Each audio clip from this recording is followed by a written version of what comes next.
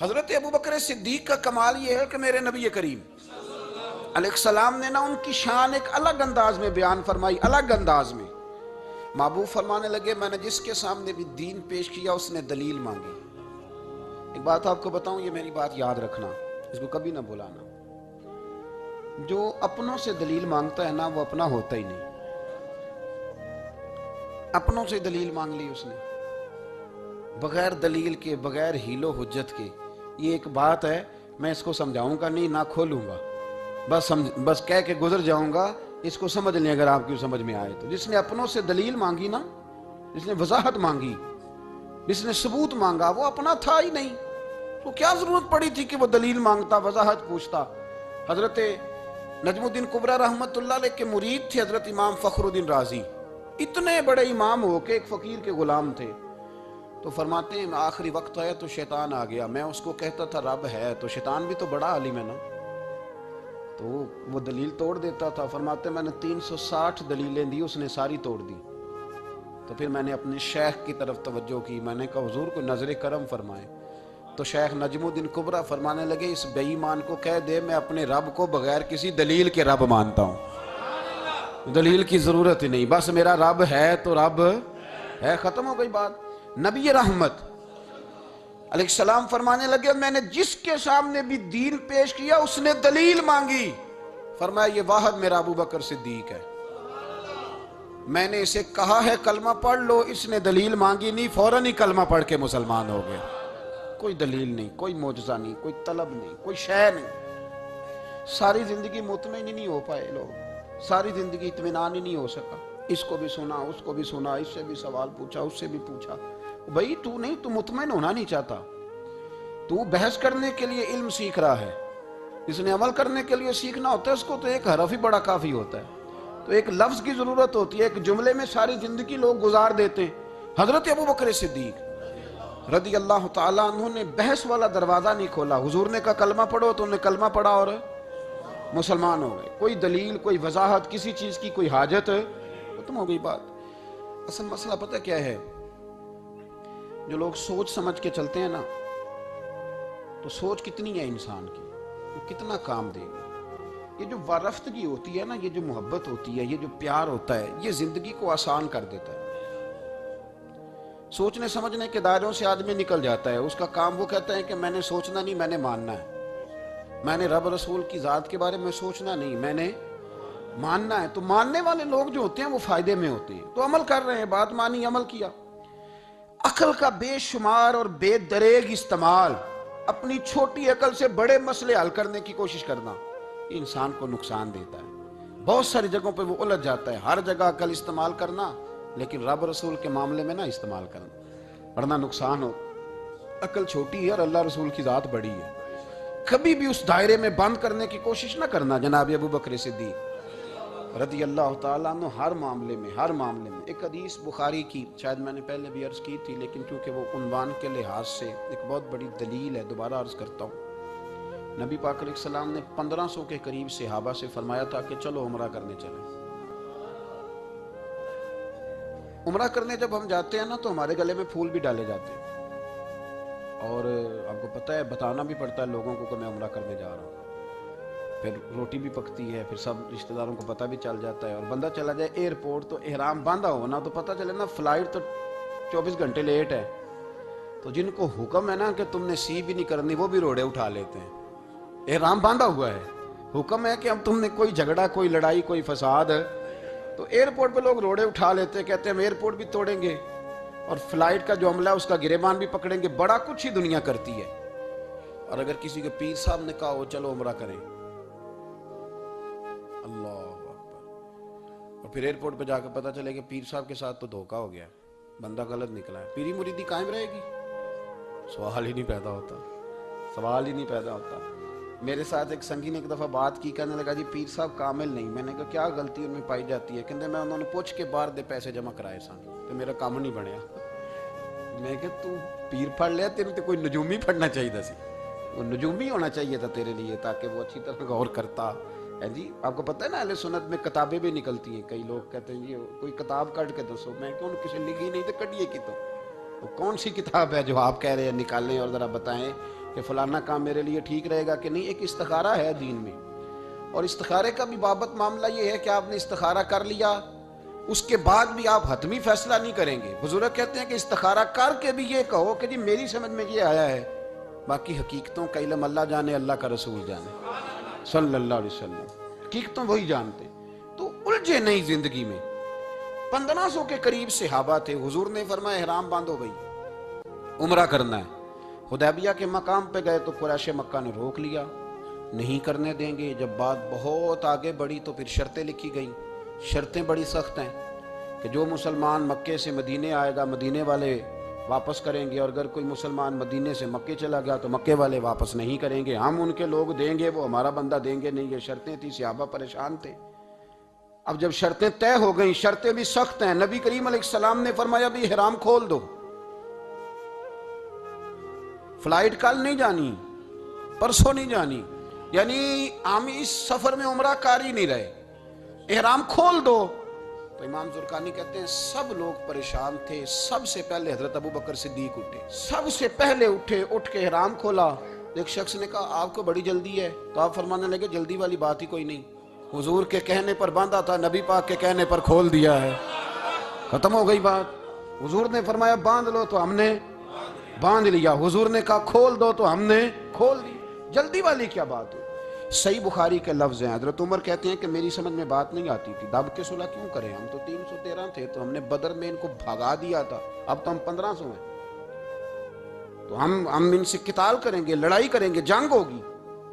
حضرت عمر فاروق رضی اللہ تعالیٰ عنہ فرماتے ہیں حضور نے شرطیں طے کر لیں، بات لکھی گئی، میں نبی پاک کے حجرے میں داخل ہوا، خیمہ لگا ہوا تھا، میں نے جاتے ہی اپنی جذبہ جہاد کا اظہار کیا اور بڑے جلال میں، یا رسول اللہ آپ سچے رسول ہیں؟ بالکل سچا ہوں، قرآن سچا ہے، بالکل سچا ہے، اسلام سچا ہے، بالکل سچا ہے، حضور ہم دب کے صلح کیوں کریں؟ تو نبی کریم علیہ السلام نے فرمایا عمر تجھے تیری ماں روئے، میں اللہ کا رسول ہوں، میں وہی کہتا ہوں جو میرا رب مجھے حکم ارشاد فرماتا ہے۔ کہتے میں نے فوراً عرض کی یا رسول اللہ صلی اللہ علیہ وسلم آپ نے فرمایا نہیں تھا کہ عمرہ کریں گے؟ تو حضور نے فرمایا کہا تو عمرہ کریں گے، یہ تو نہیں کہا تھا کہ اسی سال ہی کریں گے، کریں گے تو کریں گے۔ جناب عمر کہتے ہیں میں واپس تو آ گیا، پر وہ میرے اندر جو جذبہ جہاد تھا ابھی ٹھنڈا نہیں ہوا۔ چند قدموں کے فاصلے پہ ابو بکر صدیق کا خیمہ تھا، کہتے میں ان کے خیمے میں جھک گیا، وہی سوال میں نے دہرائے، وہی میں نے کہا عمر ابو بکر یہ سچے رسول ہیں؟ کہا بالکل سچے، قرآن سچا ہے، سچا ہے، اسلام سچا ہے، سچا ہے، تو پھر ہم دب کے صلح کیوں کریں؟ جناب عمر فرماتے ہیں میں قربان جاؤں ابو بکر کے لفظوں میں بھی فرق کوئی نہیں آیا، حروف بھی اتنے ہی جتنے نبی کریم نے ادا کیے تھے۔ حضرت ابو بکر فرمانے لگے عمر تجھے تیری ماں روئے، وہ اللہ کے رسول ہیں، مرضی سے بات نہیں کرتے، وہی کہتے ہیں جو رب انہیں حکم ارشاد فرماتا ہے، بئی نہیں وہی لفظ۔ فرماتے میں نے فوراً کہا، میں نے کہا ابو بکر حضور نے فرمایا نہیں تھا کہ عمرہ کریں گے؟ تو کہتے ہیں وہی لفظ، وہی حرف، وہی انداز، وہی طریقہ، وہی سلیقہ، وہی انداز تکلم، بالکل حضور کی اتباع میں اسی انداز میں فرمانے لگے عمر حضور نے فرمایا تھا عمرہ کریں گے، یہ تو نہیں فرمایا تھا کہ اسی سال ہی کریں گے، کریں گے تو انشاءاللہ کریں گے۔ فرماتے ہیں میں واپس آ کے بیٹھا تو حضرت عمر کہتے ہیں جب میرا غصہ اترا نا تو پھر میرے اندر سے آواز آئی کہ عمر ذرا غور تو کر، تو ابو بکر کے ایمان تک کبھی نہیں پہنچ سکتا، اس تک تیری رسائی نہیں ہو سکتی۔ میرے بھائی اتنی بحثیں ہیں ہمارے زمانے میں، اتنا الجھاؤ ہے، اتنا الجھاؤ ہے، یعنی ہر بندہ رائے کا اظہار کرنا ضروری سمجھتا ہے، ہر بندہ کہتا ہے جی میرے خیال میں، ہر بندہ کہتا ہے جی میرا ذہن یہ ہے، بلکہ کچھ تو کہتے ہیں میں اندر کی خبر نہ دوں آپ کو، یعنی اب پتہ نہیں اس کے پاس اندر کی خبریں کیسے آئی ہیں، وہ سمجھ میں نہیں آتی بات۔ کچھ لوگ کہتے ہیں 35-40 سال ہو گئے جی علماء کو سن رہا ہوں، تو میں کہتا ہوں کہ میرا تو خیال ہے کہ 35 دن بھی بندہ کسی کو سن لے تو سیانہ ہو جاتا ہے، تو 35 سال سے اگر آپ کی سمجھ میں نہیں آئے تو پھر زمین ہی بنجر ہے، پھر مہربانی کریں یہ ٹائلیں اکھیڑ کے نا تو نیچے سے کچی زمین نکالیں تاکہ کوئی بات سمجھ میں آئے۔ اگر 40 سال ہو گئے، 40 سال، میں ایک اجتماع میں حاضر تھا، ابھی بھی میں عرض کر رہا تھا، تو صاحب مجھے کہنے لگے کہ حضرت صاحب میں نے نا فلاں عالم کو بھی بلایا، فلاں کو بھی بلایا، فلاں کو بھی بلایا، فلاں کو بھی بلایا، اب آپ کو بلایا ہے۔ تو تو اس طرح کر کے میرے ساتھ رویے ہیں، بڑا الحمدللہ پیار ہے. تو میں نے ان سے پوچھا آپ نماز پڑھتے ہیں؟ انہوں نے کہا نہیں. کچھ اور باتیں پوچھی تو جواب نفی میں آیا. تو میں نے کہا کہ اب آپ نے مہربانی کرنی ہے اتنے علماء کا نام نہیں لینا، کیونکہ پھر تو بزرگوں کے بارے میں لوگ شک کریں گے کہ انہوں نے اس کو دیا کیا ہے. تو ایک بزرگ کی بات سنتے ہیں تو کئی دنوں تک وہی ہمیں بڑا تر و تازہ رکھتی ہے. اور آپ کو اتنے عرصہ ہو گیا تو آپ نے حاصل کیا کیا ہے؟ صرف باتوں کا گورکھ دھندا، لفظوں کا ہیر پھیر، جملوں کا الٹ پلٹ کرنا. یہ زندگی ہے؟ یہ زندگی ہے صرف باتیں کیلو کال سن لی آ گئے؟ نہ اس سے ذرا آگے نکلیں. عمل کب کرنا ہے میرے بھائی؟ یہ بحثیں، یہ ابحاث، یہ لمبے چوڑے معاملات، یہ طے. بزرگوں میں نا ایک صنف ہے مرید ہونا اور ایک ہوتا ہے طالب ہونا. یہ دو باتیں. یعنی آپ کہیں گئے، اس کے مرید ہو گئے، تو پھر کسی اور جگہ کسی بزرگ سے نسبت ہوئی تو وہاں آپ طالب. میرے پاس کچھ لوگ آتے ہیں کہتے ہیں آپ طالب کر لیں. تو میں کہتا ہوں آپ مہربانی کریں ایک کی نوکری کریں. وہ بڑی مشکل ہے تو جگہ جگہ پہ جانے کی کیا ضرورت ہے؟ مطلب میں انکار نہیں کرتا کسی ایسی چیز کا جس کو بزرگوں نے رائج کیا، لیکن سمجھے نا، مطلب ایک کی بات پوری سنی نہیں گئی ہم سے. آپ خیر کی بات ہر جگہ سے سنیں، ہر جگہ سے، لیکن یہ صرف وہ تعلق بنانے کی کوشش کرنا کہ جس سے تھوڑا سا رابطہ بن جائے، جس سے تھوڑا سا تعلق بن جائے، جس سے تھوڑا سا نا پتہ چل جائے. اس سے نکلیں، سیکھنے کا ماحول بنائیں. اتنی عقل کے گھوڑے نہ دوڑائیں کہ عقل بھی بیچاری تھاکی جائے اور کوئی چیز ہاتھ بھی نہ آئے.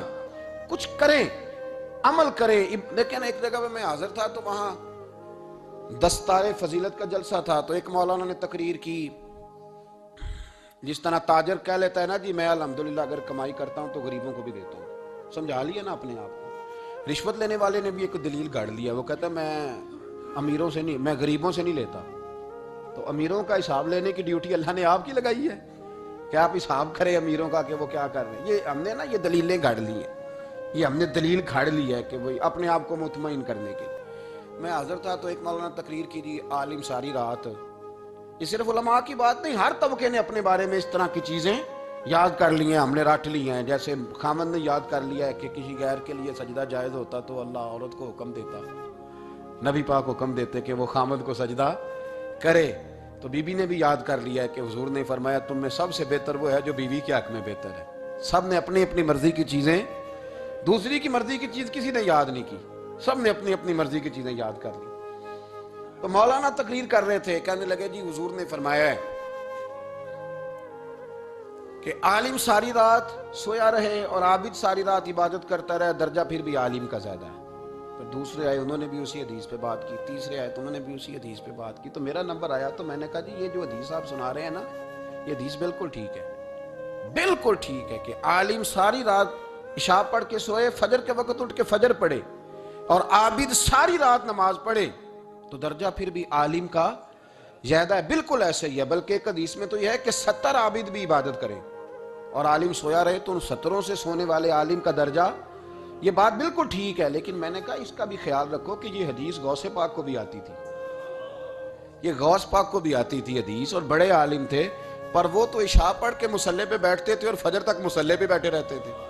حالانکہ یہ حدیث انہیں بھی آتی تھی، یہ حدیث خواجہ معین الدین چشتی کو بھی آتی تھی، اور وہ بڑے عالم تھے، لیکن اس کے باوجود وہ عشاء پڑھتے تھے اور فجر تک مصلے پر بیٹھے رہتے تھے. حضرت عثمان غنی سے بڑا عالم تو کوئی نہیں نہ ہوگا اس زمانے میں. حضرت عثمان غنی رضی اللہ تعالیٰ عنہ جیسا شخص تو کوئی نہیں نہ ہوگا، پر وہ عشاء کے بعد قرآن پاک پڑھنا شروع کرتے تھے اور فجر سے پہلے پہلے قرآن پاک ختم کر لیا کرتے. تو دلیلیں صرف بحث کے لیے یاد نہ کریں، اپنے آپ کو بچانے کے لیے یاد نہ کریں، اپنے وجود کو سکون دینے کے لیے دلائل نہ یاد کریں. میں دین کے کس دائرے سے کس طرح بچ کے نکل سکتا ہوں اس کے لیے دلائل یاد نہ کریں. عمل کے رستے پہ آئیں، عمل کے رستے پر. جناب ابو بکر صدیق اللہ تعالیٰ عنہ کا کمال یہ ہے، زکوٰۃ کتنے فیصد دینی چاہیے؟ چلے اللہ تعالیٰ شکر ہے 3-4 لوگوں کو تو پتہ ہی ہے نا جی، باقی بھی ان سے سن کے یاد کر لیں. کتنے فیصد ہے؟ اللہ آپ کو خوش رکھے. اب کچھ اور نے بھی پروگرام بنا لے. کتنی جی؟ چلو اب ٹھیک ہو. 2.5% ہے نا جی. آپ یقین کریں کسی تاجر سے آپ بات کر کے دیکھ لیں، 6 گھنٹے مناظرے کے بعد وہ مانتا ہے کہ 2.5% دوں گا میں صحیح کہہ رہا ہوں آپ. وہ کہتے ہیں جی وہ تو ٹھیک ہے لیکن کچھ قرضہ بھی ہے. 2.5% زکوٰۃ ہے وہ تو ٹھیک ہے لیکن ہو سکتا ہے میری بہن بھی حصہ مانگ ہی لے، پیسوں میں سے اس کا بھی نکلتا، کیونکہ پروگرام نہیں نا جی، ارادہ نہیں. زکوٰۃ 2.5% ہے تو کہتے ہیں جی وہ نا میں نے تولا ہے سونا پورا نہیں بنتا ابھی، وہ تھوڑی سی کمی ہے. یہ اس وقت دلائل ہیں، اس وقت ابحاث ہیں جب دینے کا پروگرام. اور تاجروں نے اب ایک نیا سلسلہ شروع کی، کہتے تھوڑی تھوڑی سارا سال ہی دیتا رہتا ہوں، تھوڑی تھوڑی کر کے. آپ نے جس سے 5 کروڑ روپیہ لینا ہو وہ اگر کہے کہ 10,000 مہینے کا لے لو، لے لیتے ہو. ہمارے فقہاء نے تو یہ لکھا ہے کہ جب زکوٰۃ دو نا تو ایک آدمی کو ساری دو. حضرت عمر بن عبدالعزیز رحمۃ اللہ علیہ کے زمانے میں ایک آدمی کو لوگوں نے زکوٰۃ دی تو اتنی دے دی کہ اگلے سال وہ خود زکوٰۃ دے رہا تھا. بہت بڑا کاروبار اس نے سٹارٹ کر لیا تھا. معیار نہیں ہے نا جی تھوڑی تھوڑی دیتا رہتا ہوں. کئی لوگ ایسا کرتے ہیں کہ دکان میں جو پرانی چیزیں ہوتی ہیں وہ زکوٰۃ کے دور پہ دینی شروع کر دیتے ہیں. جو مال نہیں بیک رہا اس کو زکوٰۃ بنا دو. کیوں؟ دینے کا پروگرام نہیں. حضرت ابو بکر صدیق رضی اللہ، ذرا زندگی دیکھو. کہتے ہیں جس دن کلمہ پڑا 40,000 دینار تھے، اور کلمہ پڑے ابھی مجھے چند مہینے گزرے تھے، سارے مصطفیٰ کے قدموں پہ قربان کر دیے. پھر مال کمایا، پھر 4,000 دینار تھے. 4,000 جس دن ہجرت کے لیے نکلا 4,000 تھے. انہیں بھی پتا تھا 2.5% دینا چاہیے. ان کی بھی بیٹیاں تھیں، جوان بھی تھی، چھوٹی بھی تھی، ان کے بھی بچے تھے. لیکن دین کو ضرورت ہے. میرے رسول پاک صلی اللہ علیہ وسلم کے دین کو حاجت ہے.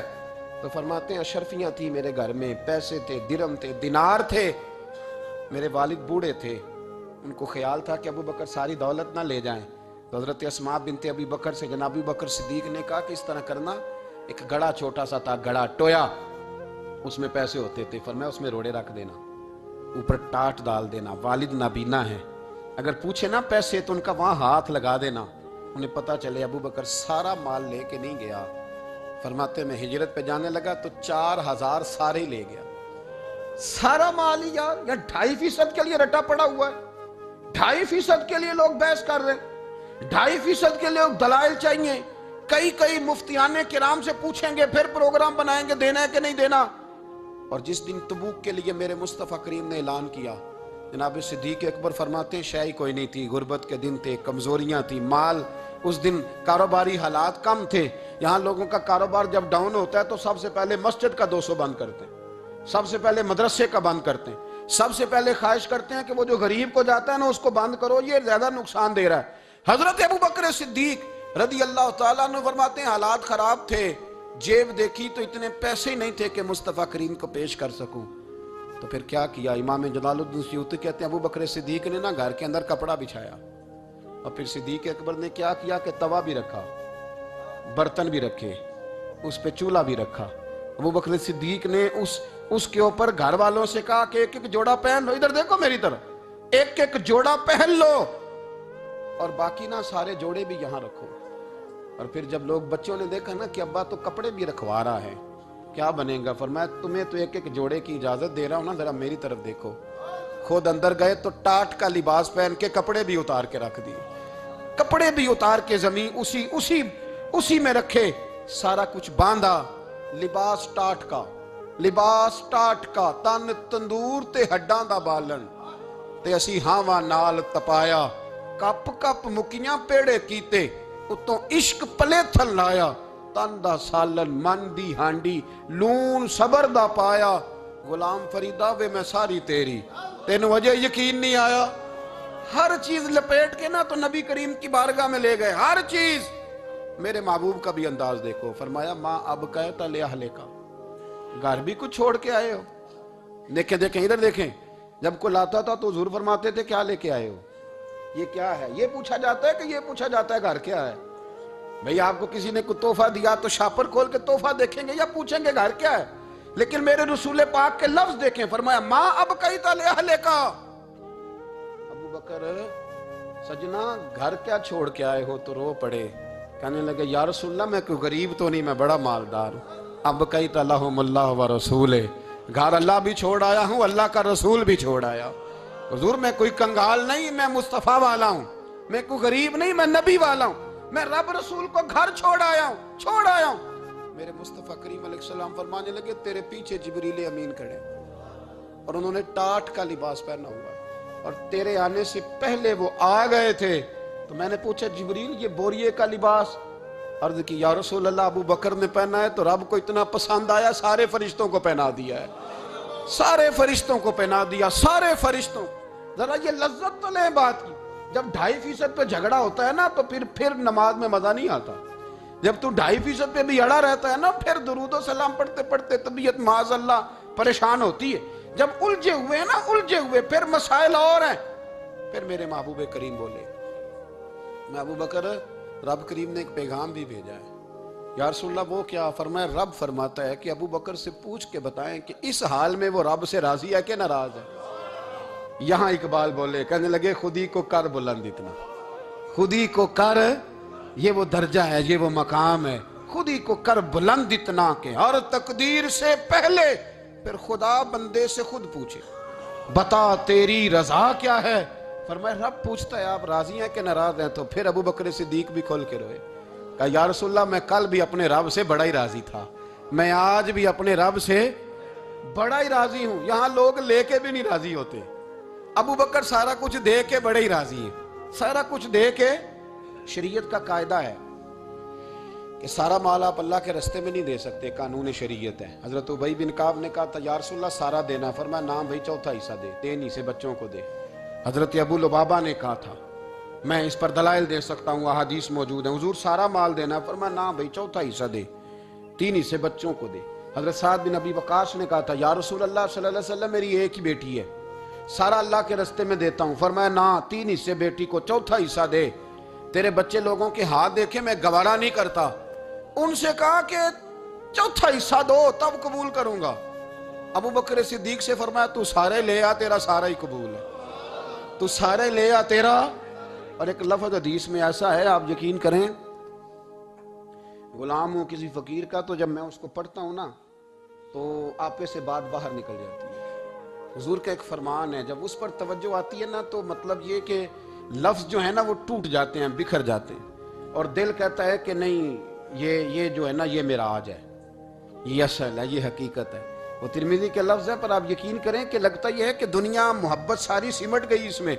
نبی کریم علیہ السلام فرمانے لگے مجھے کسی کے مال نے اتنا نفع ہی نہیں دیا جتنا ابو بکر صدیق کے مال نے دیا. اور پھر اگلے لفظ ایسے ہیں کہ روح وجد کرتی ہے. میرے کریم محبوب فرمانے لگے جس کا بھی مال آیا میں نے بیگانہ سمجھ کے خرچ کیا ہے, اور جب ابو بکر کا آیا ہے تو میں نے اپنا سمجھ کے خرچ کیا ہے. میں نے اپنا سمجھ کے, مجھے پتا ہے یہ شکوہ نہیں کرے گا, یہ شکایت, یعنی اس کو سارا بھی تروڑ مروڑ لوں گا تو اس کے لفظوں پر کبھی حرف. اور یار کچھ لوگ ہوتے ہیں, کچھ ہوتے ہیں جو 10 دیتے ہیں تو 20 جگہ بتاتے ہیں, جو کھانا کھلاتے ہیں تو ذکر کرتے ہیں, پر میں اس کا مال میرا مال ہے, میرا, اس کو سارا توڑ کے کھا بھی جائیں گے تو یہ شکوہ نہیں کرے گا, یہ سارا میرا اپنا ہے. حضرت ابو بکر صدیق فوراً بول پڑے, عرض کی حضور جب میں آپ کا ہوں تو مال بھی تو آپ کا ہی ہے نا. یا رسول اللہ جب میں نے اپنا آپ نہیں بچا کے رکھا تو پھر مال. حضرت مولانا معین الواعظ کاشفی نے لکھا ہے, اچھا کئی دفعہ ایسے ہوتا ہے میں بات کوئی اور بیان کرنا چاہتا ہوں تو شروع معاملہ کسی اور طرف نکل جاتا ہے. مولانا معین الواعظ کاشفی نے لکھا ہے کہ وہ جو سانپ تھا نا غار ثور میں, وہ 600 سال سے بیٹھا ہوا تھا. حضرت عیسیٰ علیہ السلام ایک دن پڑھ رہے تھے انجیل, تو آپ نے نبی پاک کا تذکرہ پڑھا, اس سانپ نے سن لیا. تو حضرت عیسیٰ سے کہنے لگا حضور یہ بتائیں کہ وہ نبی پاک ملیں گے کہاں؟ تو حضرت عیسیٰ فرمانے لگے کہ مکے میں آئیں گے اور مدینے میں رہیں گے. تو کہا ملاقات کیسے ہو سکتی ہے؟ فرمایا چلا جاؤ مکے. تو وہ سانپ 600 سال غار ثور میں, اس نے 70 جگہ پہ سوراخ کیے.